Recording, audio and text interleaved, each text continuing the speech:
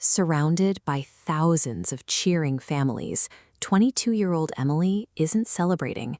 She is standing completely still in her graduation gown, anxiously scanning the auditorium. Her eyes keep darting back to one specific spot in the highly coveted front row, a single empty chair. This gap in the crowd makes zero sense. Just weeks earlier, Emily opened an email confirming she was graduating with honors. She immediately called her grandfather, George, and he made an explicit promise he wouldn't miss sitting in that exact front row seat for the world. Now, as names echo across the stage and graduates pose for photos, Emily keeps waking up her phone screen. No missed calls, no unread messages. The one person who guaranteed he would be there has vanished without explanation, turning what should be the climax of her academic life into a quiet, crushing panic. To understand why this absence is so unnerving, we have to look at how Emily grew up.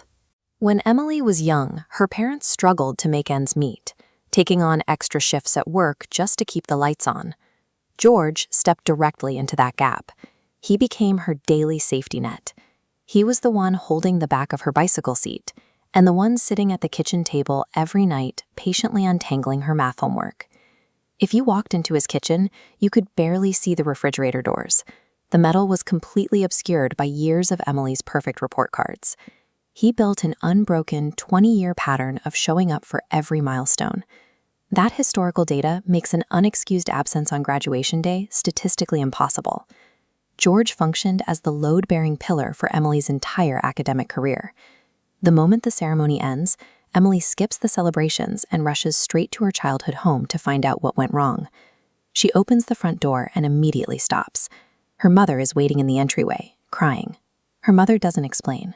Instead, she hands Emily a sealed envelope containing a message written in George's own handwriting. This diagram visualizes the hidden timeline. On the top axis, Emily's progression through her final semester. On the bottom axis, George's health timeline abruptly ends with a terminal diagnosis. He deliberately withheld this, knowing the news would shatter her focus and derail her degree. So he made a calculation. To ensure her achievement remained unclouded by grief, he chose to skip his final goodbye entirely. This silence was his final calculation, a way to ensure her graduation remained a celebration of her achievement, rather than a mourning of his departure.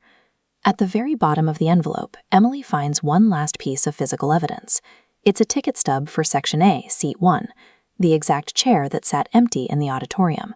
But the timestamp printed on the ticket isn't from a few weeks ago. George bought that specific seat 17 years ago, on the exact day Emily started kindergarten. He had anticipated her success before she even learned how to read. Months later, the dust has settled.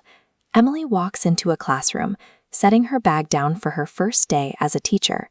She unpacks 2 items and places them squarely on her new desk: a framed photograph of her and George, and that faded vintage ticket stub. Human achievement doesn't happen in a vacuum. The people who quietly hold the back of the bicycle seat leave permanent fingerprints on our lives long after they're gone.